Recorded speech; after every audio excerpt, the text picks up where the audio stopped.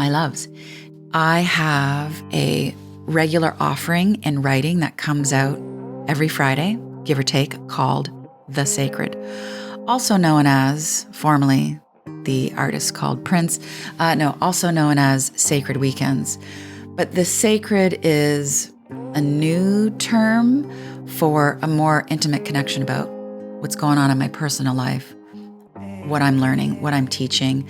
I have resisted this kind of overt and simplified sharing for years, but I just got pooped out of attaching sales and hot links to everything I was doing, and I just wanted to go heart to heart. So if you want to read The Sacred and you want to get all the links and all those things, in addition to my more free flow audio, which you are about to hear, you head to daniellelaporte.com/The Sacred.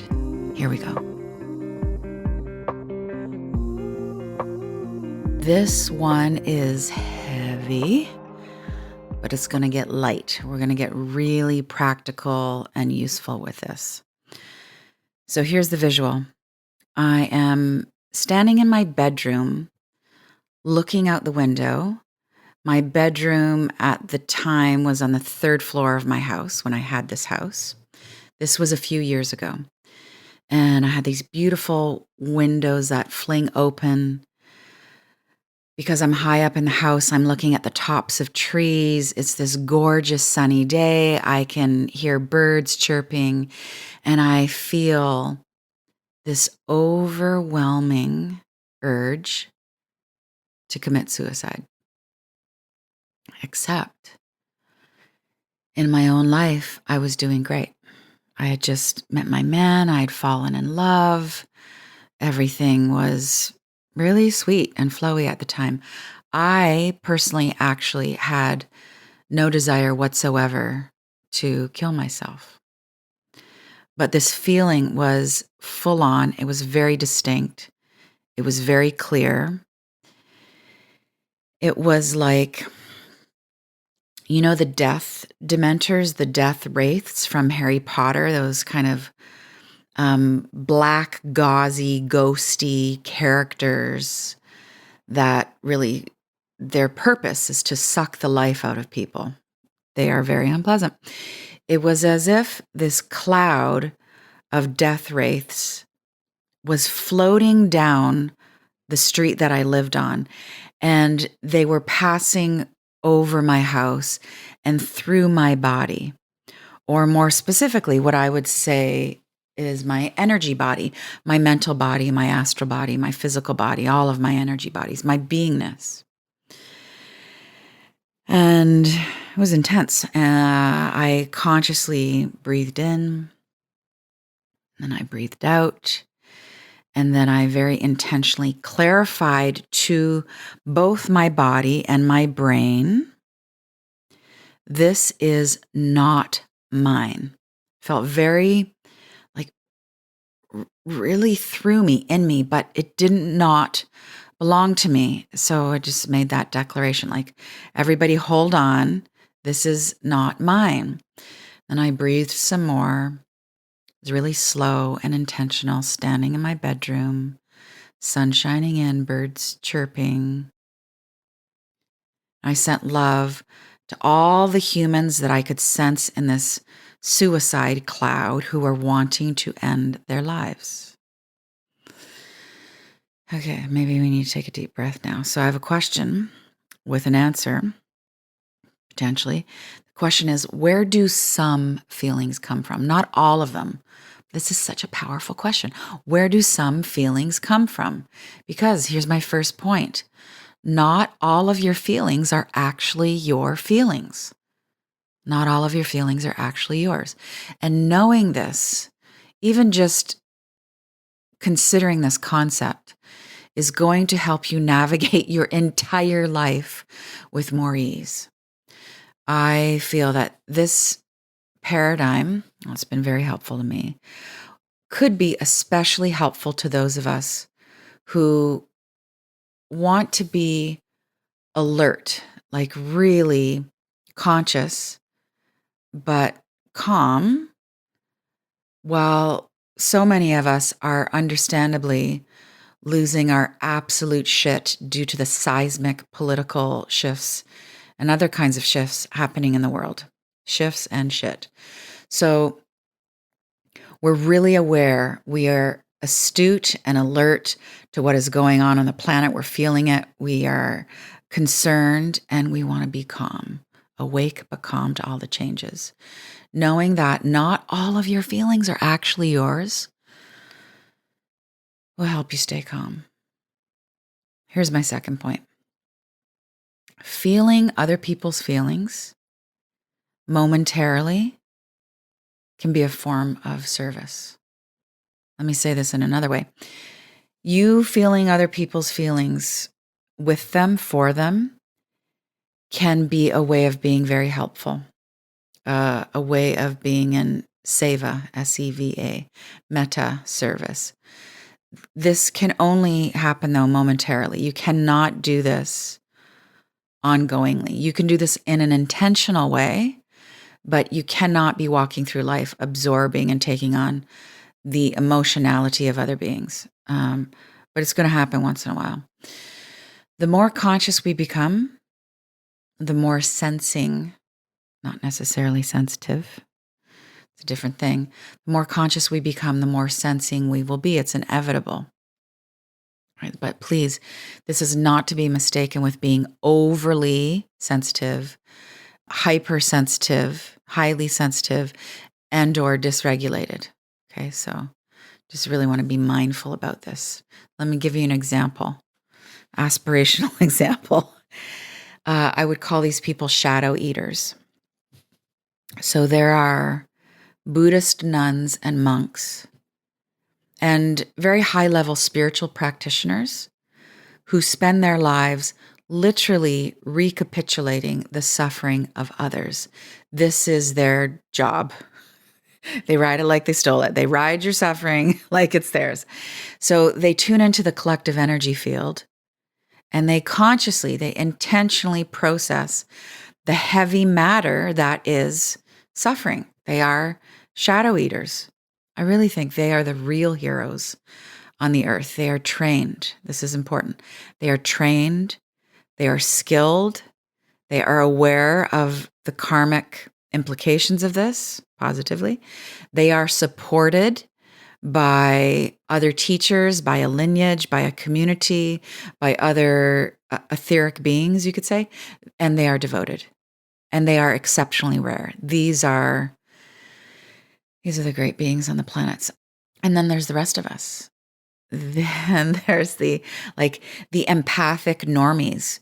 There's some of us who very naturally tune in and we let the emotional stuff flow through us. And we can do this without it taking us down. It's like alert, conscious, intentional empathy. I think that is the ideal. We have the awareness, we sense the feelings, and then we pour on our loving consciousness, and then we get on with our day. And this too takes training and devotion and community. And then there are the really sensitive folks who need to learn how to not over-identify with all of the heavy feelings that are actually coming from other people, from the collective, that are passing through them. So you feel the heavy stuff, you feel the suicidal ideation, you feel the anxiety, you feel the chaos. It is happening in the collective. And the prayer here is that those hypersensitive folks need to not carry what they are picking up on. You can pick up on it, just don't take it through your day with you. So there is absolutely no sense or service in letting the suffering of humanity ruin your capacity to function and to restabilize yourself in joy. And this is the work. You're going to feel the heavy stuff. You're going to identify that it is not necessarily yours, that you have the capacity to sense it. And if you can sense it, you have the capacity to let it go. Process it. You let it move on. It's the clouds moving through the sky of your being. This is the work. This is actually the light work. You sense it. You honor it. You let those clouds pass. You return to love and joy and sanity. You can help process some collective suicide. If you can help process some collective grief and fear energy, just like I did on a sunny morning in your bedroom, walking down the street, then yes, you can actually help lighten the load of the collective. It's awesome. And if attempting to process collective emotionality around suicide and grief and fear, if doing that lands you in bed for the day, then please, my love, you've got to find a spiritual support system to help you build your resilience. This stuff should not take you down. This, by the way, is why I have a Heart Center membership. We've got to hold hands as we all become more empathetic and empathic and sensing. Yeah. Okay, here's my third point. Feeling other people's feelings, being empathic, does not make us special. It does not make us more important. It does not even make us more evolved than anyone else who's just totally unconscious and out of it and doesn't sense anything in their environment. I've known some empathic, identified people, and they could be incredibly base and almost vulgar in their view of other people. It's ironic, right? Like you can sense other people, but you just don't translate things with kindness. It's just twisted, to feel connected, to be aware of connection, but to act divisively. Super backwards. So empathy, beautiful. Using that, letting your ego use that to have you, set yourself separate from people or superior to each other. We're just not going to do that, are we? Okay, let me move on. My fourth point about feelings. Feelings come from the lower chakra system. It's unfortunate that we have to use the term lower, but just think of it as a physical description, not value placement. So just because it's the lower chakras, first, second, and third in the body, doesn't mean they are less than, more base, or have any less value, right? How I look at it is the feelings come from what I often refer to as the basement of the psyche. Basements are awesome. Every home needs a basement and a foundation, right? It's also the shadow. Shadows happen because of light. So even positive feelings come from the lower chakra system. They come from the cabinet of the psyche. I don't know. It's the same as a basement. I'm trying to think of other words to get my point across, but you got it. I wrote a lot about this, by the way, in my book, How to Be Loving, which is most excellent on audio. So this does not mean that feelings are bad, are less than spiritual. It does not mean that we should avoid our feelings in order to be more enlightened. I have fallen into that trap that is unhealthy, that just kind of clogs your psychic arteries.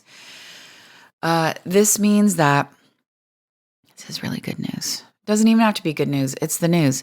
This means that every feeling that you experience is asking for your attention. The stuff is coming up to the surface of your consciousness to say, hi, I'm here, I'm part of you.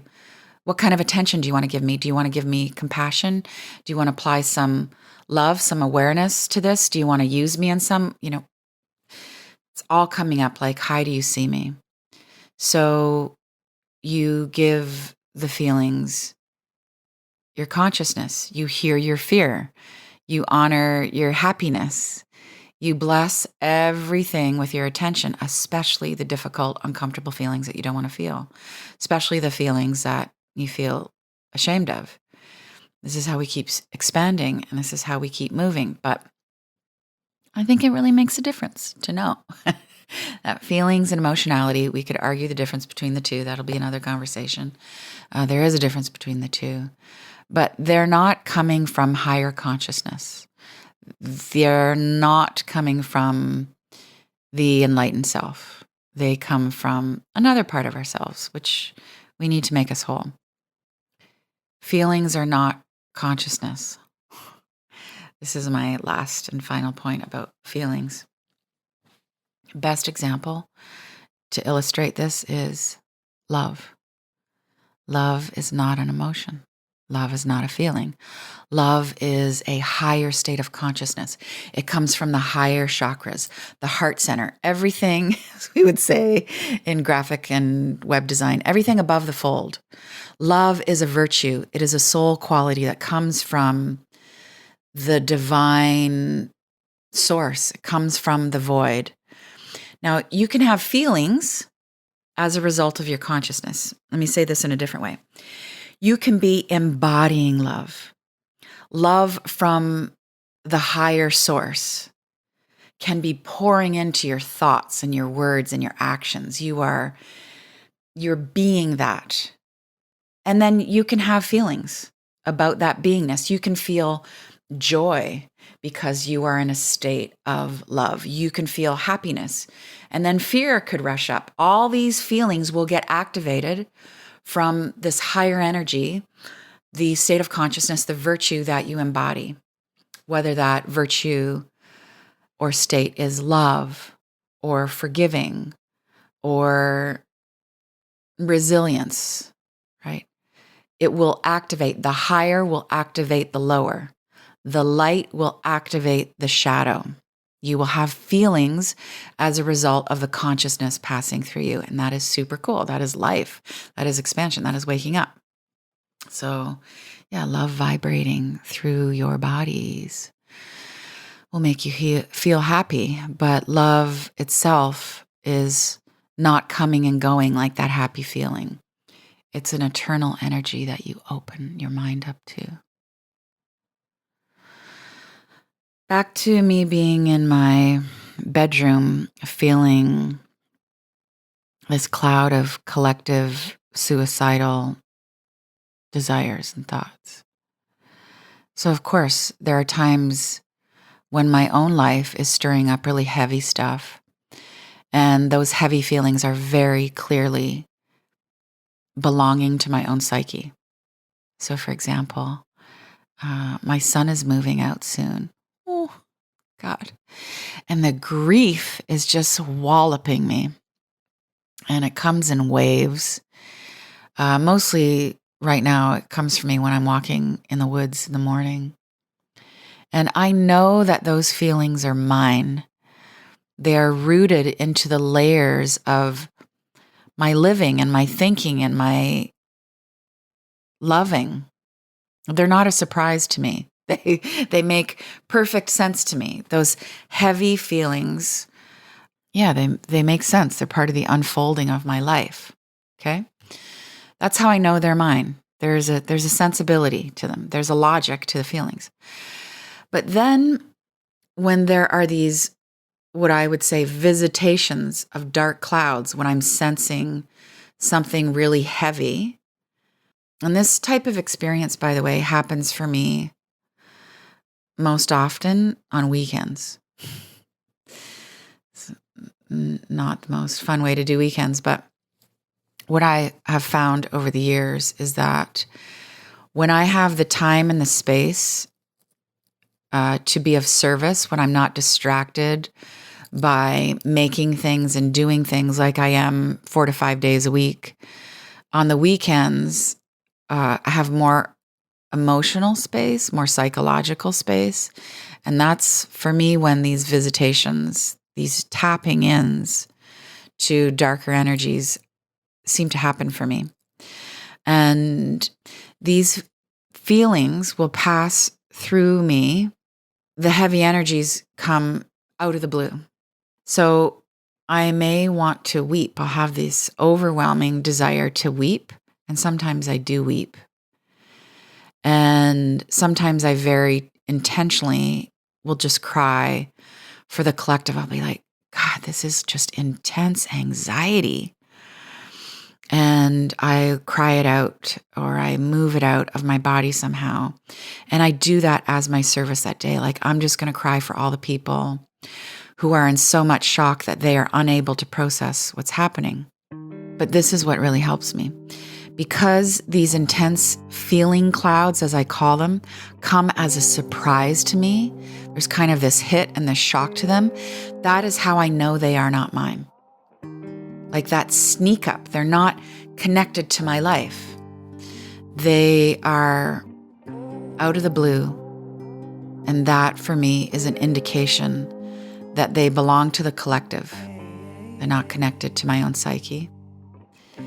And I also know and believe that those feelings that I tap into are arising to be witnessed. They come out of the blue. Anxiety clouds and death clouds and despair clouds. They come to me to be witnessed. And then they pass through. Because I let them. And that is all I got. Always on the platform of With Love, Danielle. If you want to read what I just rolled on about, head to daniellelaporte.com/sacred. Thank you so much for listening, for feeling, for spreading the word. With love.